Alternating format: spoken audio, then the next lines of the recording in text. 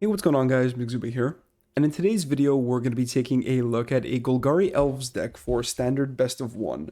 So in the beginning of the format, a lot of people were trying out the Elf tribe and it didn't prove to be very successful, but I've actually never given it a try and I think tribal decks are a lot of fun. So we're going to be doing a slightly less competitive and serious video today and just trying to kick back and have a bunch of fun with a relatively new standard tribe. Well, it's not new, elves are like an old ass tribe, but new in terms of standard support. So we'll get into the list like right now. We'll start off with the elf payoffs. At 2 mana, we have the War Master. 2 mana, 2/2. Whenever an elf ETBs, you create a 1/1 green elf warrior creature token, and it can only trigger once per turn, which kind of sucks. But you also have this mana sink, so 7 mana. Elves you control get +2/+2 and gain Death Touch. So we'll see if that ends up coming up. I don't think it will. I think it's going to be more relevant as a token spawning body to play well with the Jaspira Sentinel. This card, you guys have seen it in like Naya Adventures and Celestia Adventures and stuff like that. I basically hope to generate a lot of 1/1s and go really wide with the War Master, and then use those 1/1s to make spare mana with the Sentinel. Like, they're creatures we don't feel bad tapping for mana.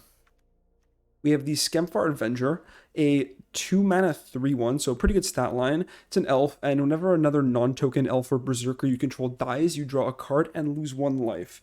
So this is a sort of, not necessarily card advantage engine, but it kind of is.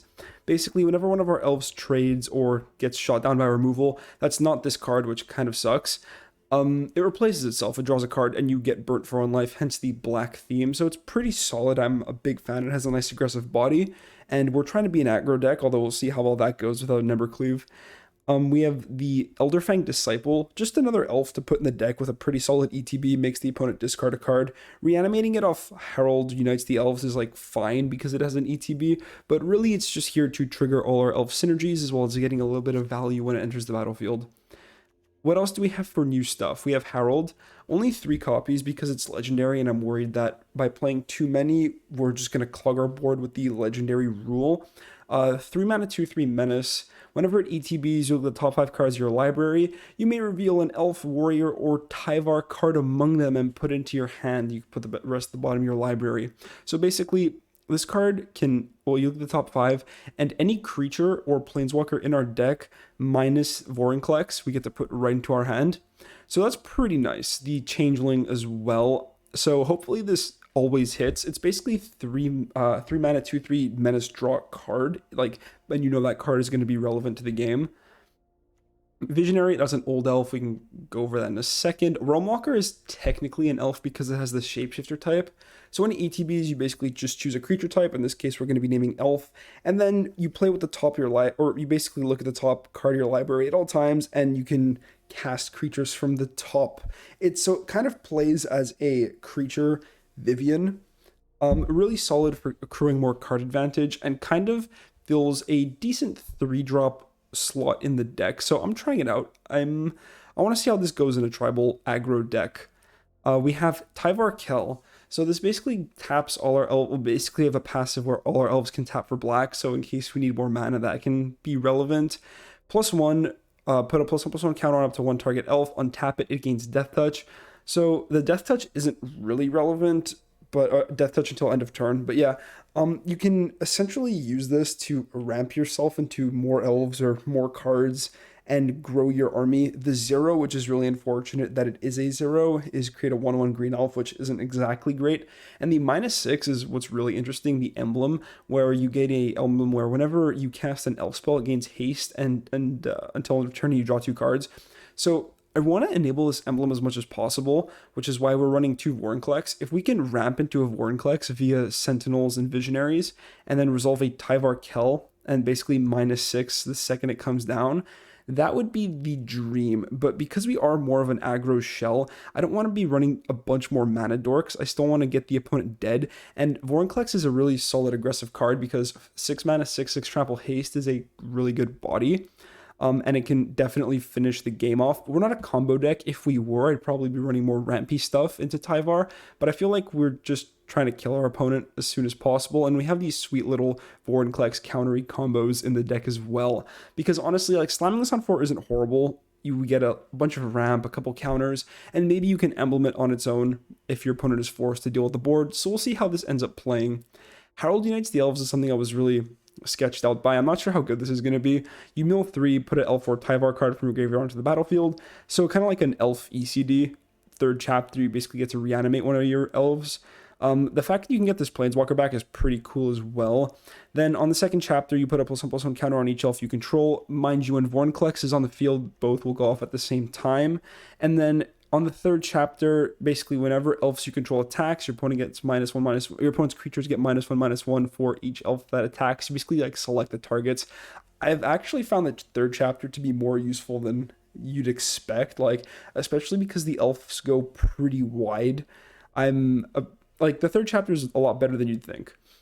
What else do we have? We have a couple black interactive spells just to stay alive. If you're more worried about that, you can like cut down another Disciple. Maybe I don't even know what else I'd cut. This is a pretty tight deck, but yeah, you can like cut another Disciple, put another Heartless Act or Bloodchief's Thirst.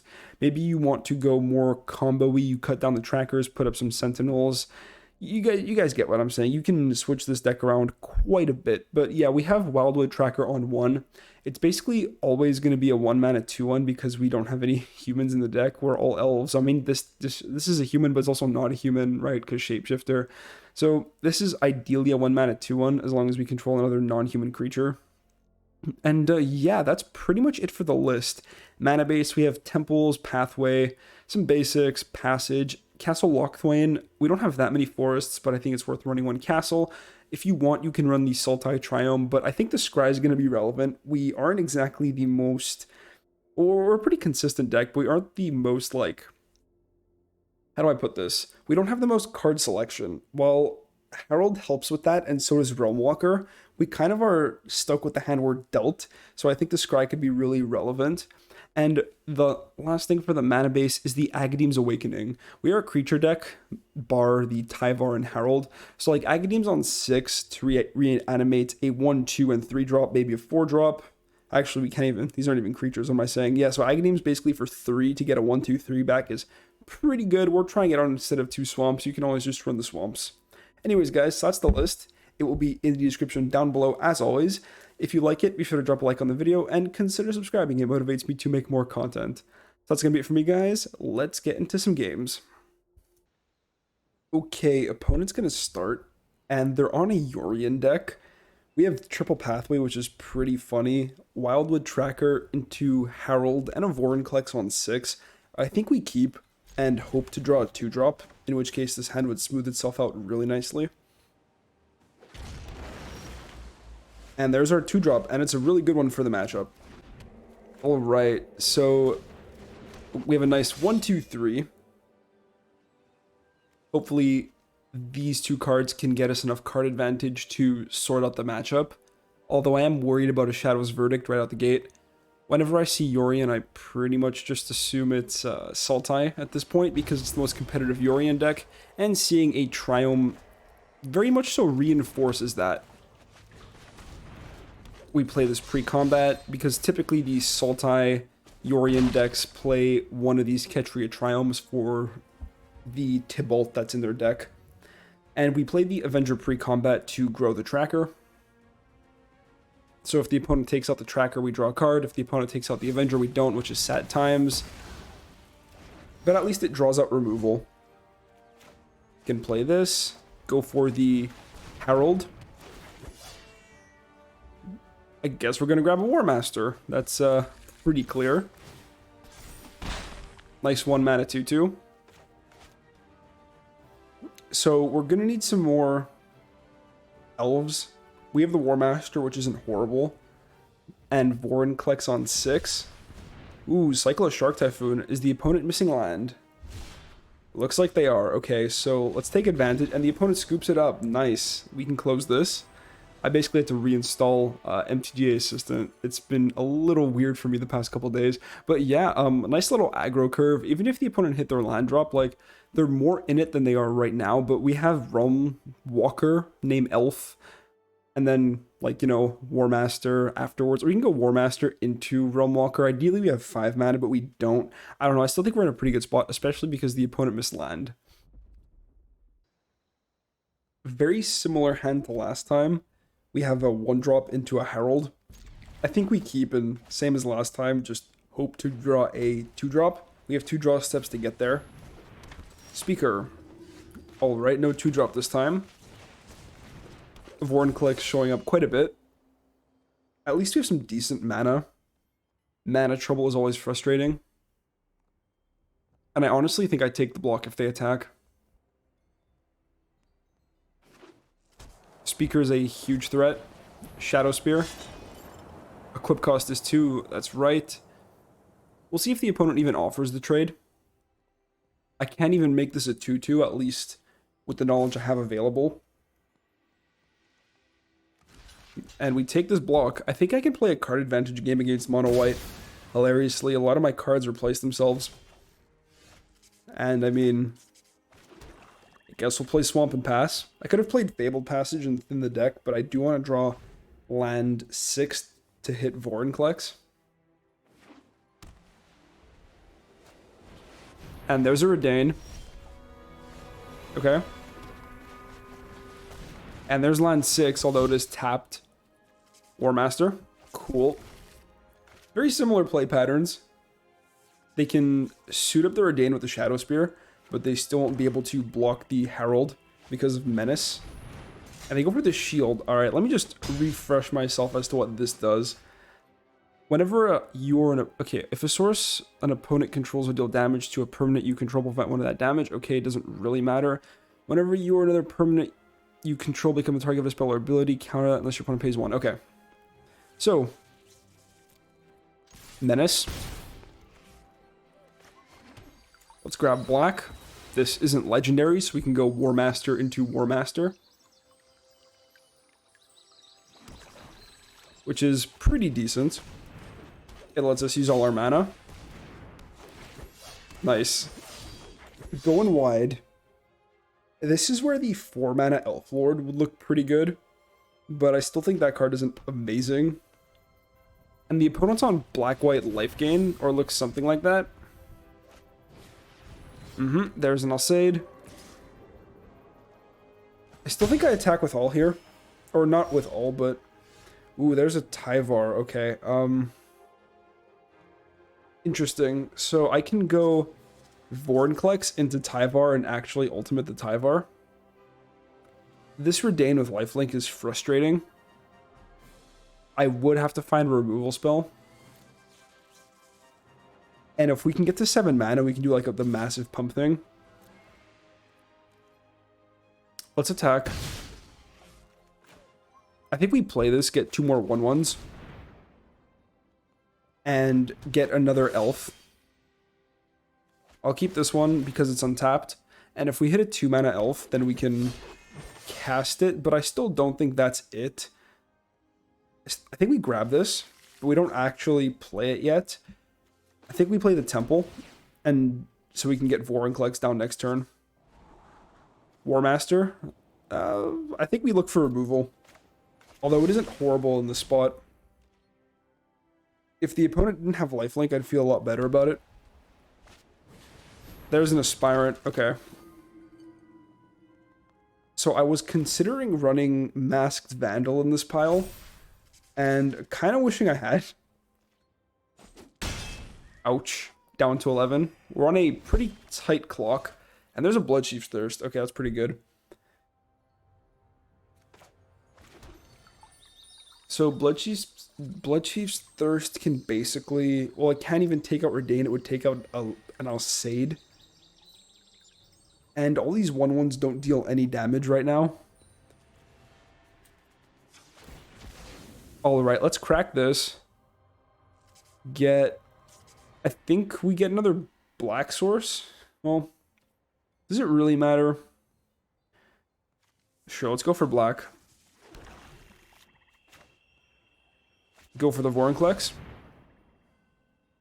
We don't get any 2/2s, but our Tyvar can essentially ultimate. Well, it can't ultimate when we cast it. And we'll go like this. 1 more land would be really nice. It means we could pump the entire team and give everything Death Touch. I'm attacking with the Herald because if they block, they would have to double block. And then I would be able to eat whatever creature they double blocked with. even though it would die to the Redain. So we'll see what they do. They're still taking 9 here, and they're going to lifelink back up for probably 5, although it could just be 4. Oh, they blocked the Vorinclex. They triple block. Okay. Let's go for... I mean... It deals 1 less damage. They're probably going to sack Alseid, give it protection. This is actually interesting. The order blocked... Because if they sack Alseid, give this protection from black.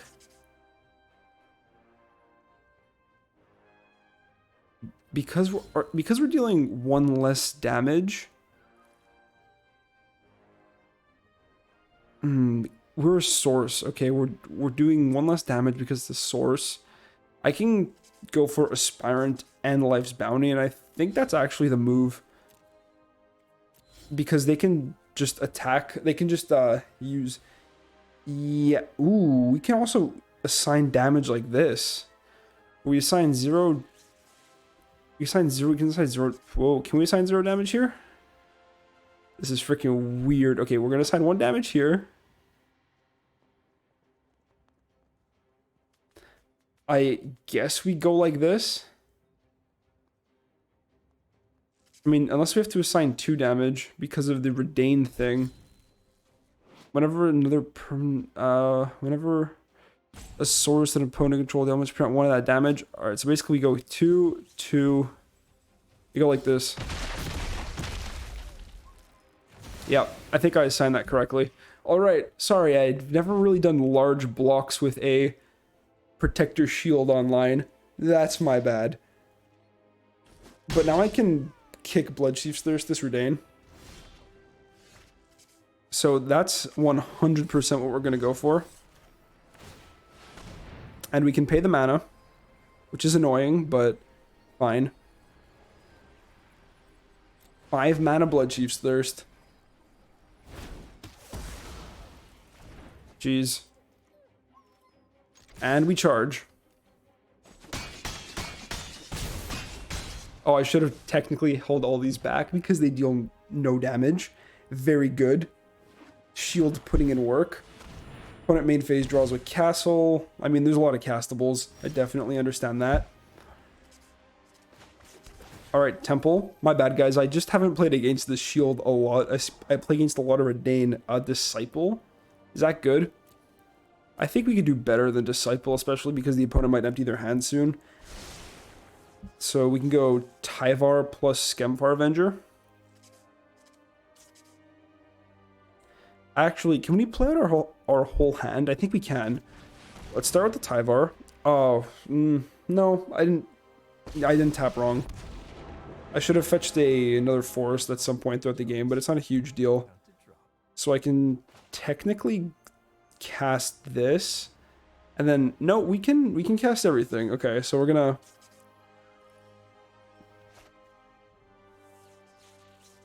I'm gonna plus it. I want to start building up Tyvar's loyalty. We want to get to 6. Is there any reason to main phase this? I mean, I think I'll play this just in case they have some sort of combat trick. Get a bunch more 1/1s. Oh, I tapped freaking wrong. All right. My bad, guys. So what I was going to do is I was going to tap 2 of these elves for... I was going to tap 2 of these elves for black and cast this and use the 1 green source I had left to cast the Visionary. My god. I mean, it is my fault for just relying on auto-tapper. But it's also like, I mean, auto-tapper can know better. Okay, that's not good.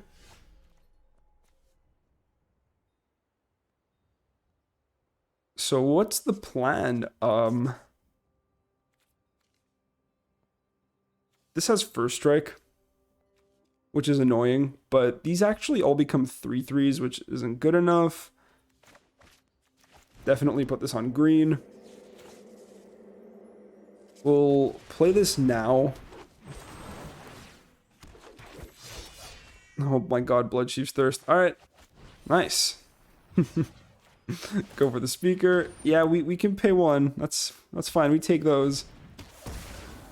Now, how much is it gonna cost to do? 6. All right. Hold on. I'm just trying to figure out the whole thing behind this.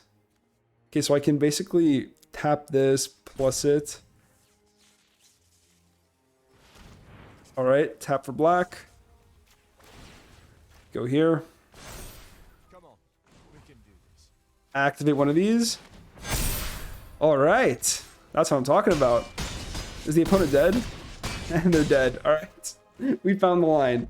So, that game didn't go as I expected it to go, and we definitely did top deck some removal when we needed it. Also, I'm gonna turn this off right now, but yeah, you gotta admit though, this is pretty sick. Like, these War Masters piled up, and the activated ability did end up coming up, although this card in a creature mirror has proved to be really annoying to play against. All right, hand is kind of weird. We have 1 into maybe 2. Nothing in the yard. This is sort of like a later game draw. Because we're on the draw, I'm going to keep it. But it is very sketchy. And the client's really bugging out here. Not the client, but the MTGA assistant. Alright, snow-covered forest, shambler. Awkward. I mean, it's fine. Also, land off the top isn't ideal. We're hoping for just more elves. Let's see, like, Berserker into Herald. Am I asking for too much? Probably. And, oh, there's the Berserker. Okay, cool. So we play the boy out. Sorry, I mean Avenger. It's still technically the Elf Berserker. What if the opponent has Fight Spell at instant speed? Let's attack. I know they can pump the Shambler, but if they trade the Shambler for the Tracker, I'm happy. I get to draw a card. And if they're putting 1 mana into the Shambler, that's also fine. They didn't even pump the Shambler. Weird. Alright, what you got on 3? Oh, like, now's the fight spell? Yeah, okay, there it is.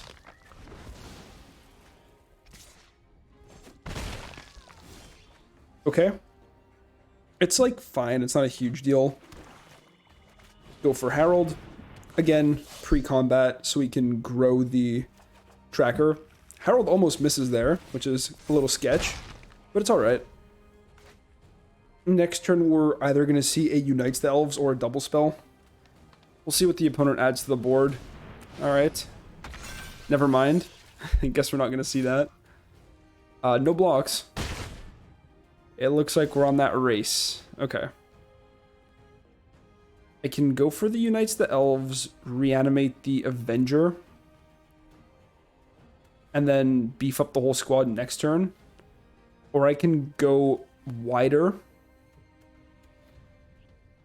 I mean, they already used the Gem Razor. I think this is fine. Let's grab green.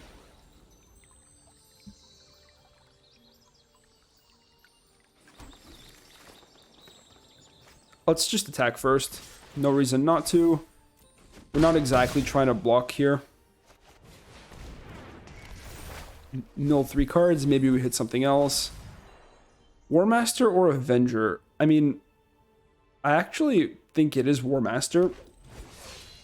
I like the ability to go super wide the next, like this turn coming, and then being able to get even more -1/-1 counters. Alright, oh my god, they mutate the Gem Razor onto the Gem Razor. Okay, that's pretty jokes. Well, at least we got a War Master out of the deal. No blocks. We have to be careful. This Faceless Haven could become a legitimate issue. Let's see what's in their hand. Give me a 1/1. Give me your last card. Alright, turn Timber Symbiosis. So, if I attack with all, we still have... We're not dead on board because we can chump block this, take 5. I think we just play Tracker, hold open Heartless Act. I mean, it doesn't really matter when we do this. Opponent's down to 6. We still have a Heartless Act. The opponent can animate their Faceless Haven. But we'll see what they draw off the top. They go up to 8 as well. But remember, no snow mana from the Great Henge. Blizzard Brawl, eh? Okay. Makes the boy indestructible. Feels bad.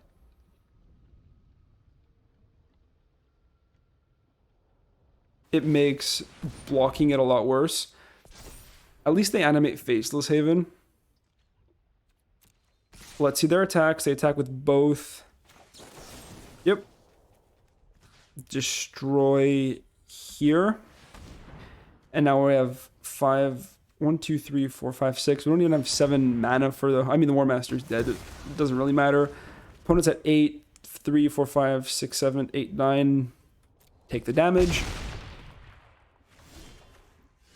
And opponent is dead on board, I think. 3, 4, 5, 6, 7, 8, 9. Yep. Let's get it.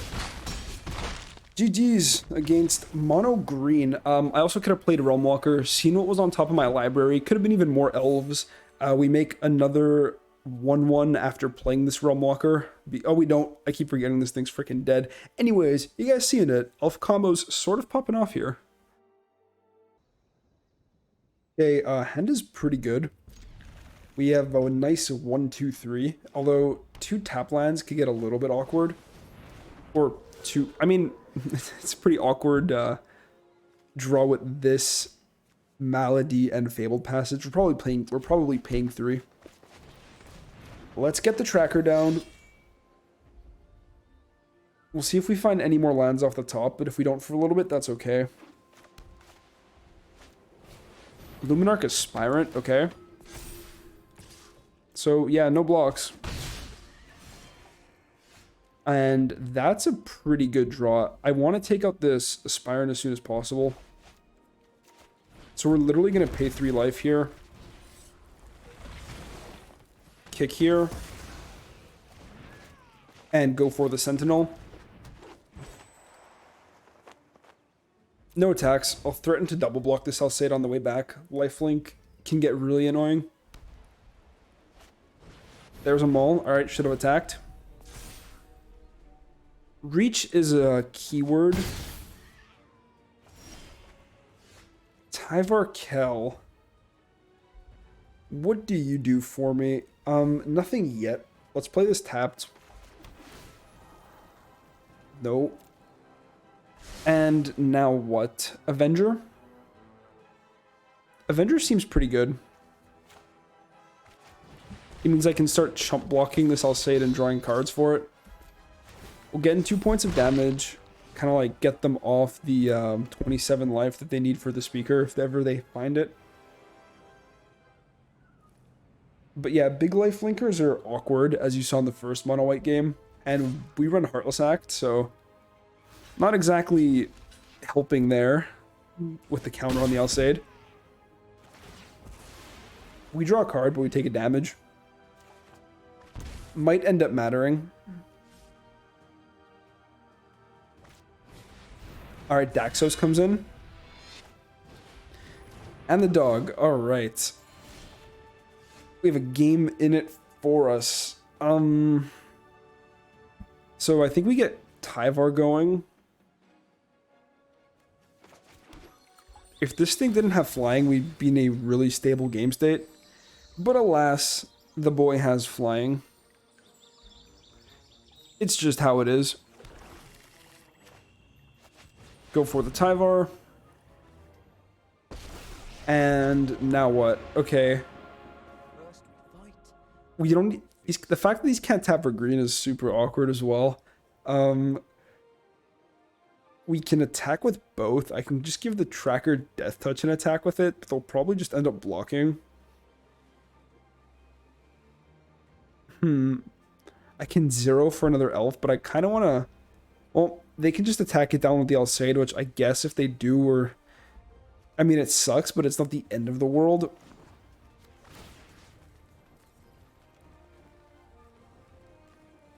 It's just awkward. Like, I don't really want to attack with any of this stuff. Actually, let's give it to the Avenger. It means it can't trade for the Savior, Be heroes. and it trades for the Daxos. I mean, it technically trades for the Savior that way. The matchup is just not great right now. Yeah. Not looking too good. Needs more removal. We get absolutely dumpstered sometimes, but you know what? That's okay, guys. It's Mono White's a tier 1 deck, at least in best of 1 for a reason. Whereas this deck is not even on the tier. But it is a lot of fun. And honestly, I've had a good enough win rate today with a janky Elves brew. I think I've lost like 1 game.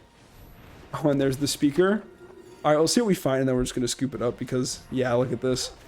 Mono White's just disgusting. Herald. Let's go, baby. Hit me another 2-drop for that clean curve. We find it. Alright, let's see what's in their hand. I mean, we're technically not dead on board. But even if we find removal, they have the dog.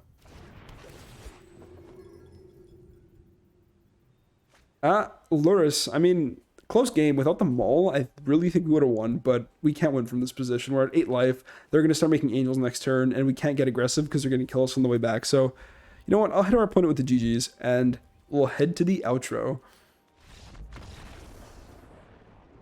Alright guys, and we are back. So I actually had a lot more success than I thought I would with this Elves deck. I think we're at like 4-1 or 4-2 or something like that. Like, it was a pretty solid day, all things considered, for a janky tribal deck playing against actual meta. Like, I'm not complaining.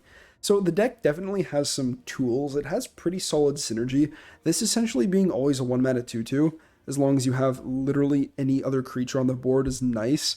Card advantage through the War Master making 1/1s, the Skemfar Avenger replacing every non-token elf or itself. I mean, the fact that it doesn't replace itself just consistently bothers me. Like, it would have really been that overpowered if it traded up and you lost life and drawn a card. I don't think so. But anyways, that's beside the point. This replaces itself. This can replace itself. This replaces itself. This replaces itself. This replaces itself. So, you know, all your cards are pretty much 2-for-1s, or all your elf cards, essentially. Even this card replaces itself. So you can kind of see where the value-y aggro tribal theme is and why it's a lot of fun for some people. And I am one of those people. I really do enjoy the elf deck. Vorinclex never really came up today. Like, we cast it, and it was relevant in that first mono white game as just a huge body that the opponent pretty much had to respect. And if they didn't respect it, then we would have ultimated Tyvar the following turn. But I think it's more the presence of Vorinclex that freaked my opponent out than the power of Vorinclex itself. Like, the fact that the opponent gave up 2 of those creatures and left themselves vulnerable to a removal spell is what won us that game, not the Vorinclex's text. It was just the fact that, I mean, I don't know what the opponent's psychology was throughout that play, but they were probably worried about the Vorinclex, so I don't know. You can try it without it. You can, you know, fill out the deck a little bit more by adding another Realm Walker, maybe another Disciple. You can put more interaction, that type of thing. Anyways, guys, the deck is really up to you. There's a lot of room for taste. Just type in Elves into the search bar, and you can type in Changeling as well. You can look at more Realm Walkers or Masked Vandal, that type of thing. I don't know, I'm just spitting out ideas here. I just really like the Elf deck. So that's going to be it for me, guys. Again, deck list will be in the description down below, and I will catch you in the next one. Peace out.